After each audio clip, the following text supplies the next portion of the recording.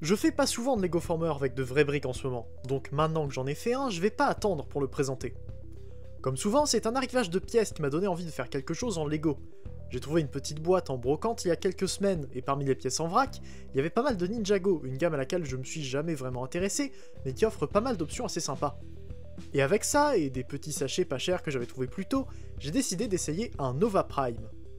Voilà le résultat, c'est un camion blanc et bleu avec comme d'habitude un peu de gris, et du doré qu'on verra un peu plus en mode robot.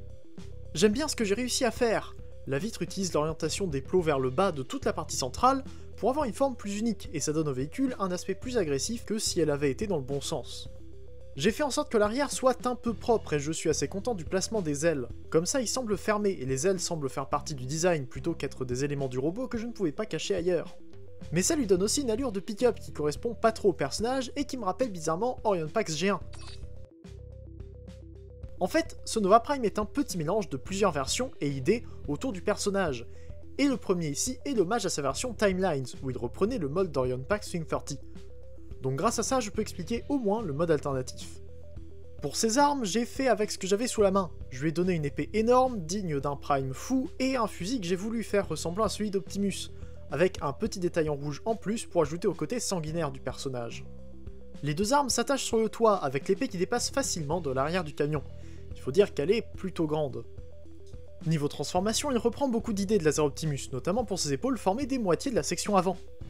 J'ai quand même ajouté des étapes pour permettre de rendre les bras plus corrects et mieux articulés.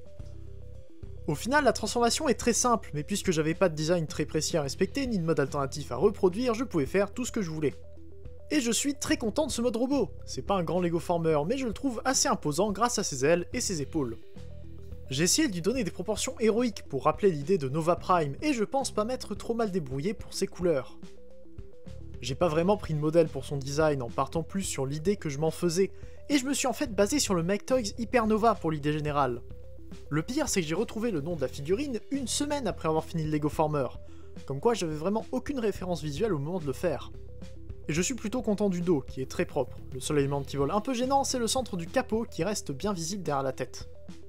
Il peut évidemment tenir ses deux armes, et avec des articulations que j'ai essayé de travailler au mieux, il peut prendre pas mal de poses. Sa tête est difficile à tourner, ses épaules tapent facilement dans ses ailes, et ses chevilles sont très lâches. Mais vous voyez avec les photos que j'ai quand même de quoi m'amuser avec lui. Même si son épée est énorme, je trouve qu'elle va très bien pour un personnage aussi colérique et dangereux que lui. Et avec ça, je dois pas avoir grand chose de plus à dire sur Nova Prime. C'est un petit Lego Former que j'aime beaucoup, le genre dont je suis assez fier pour ne jamais le démonter, ce qui m'enlève l'accès à beaucoup de pièces.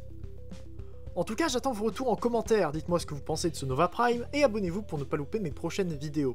Faites un tour sur l'Arche sur Discord si vous avez vous-même des Lego Former à partager, et passez sur mon Tipeee si vous avez envie de me soutenir. On se retrouve bientôt pour une prochaine vidéo, c'était Ida, fin de jour et salut.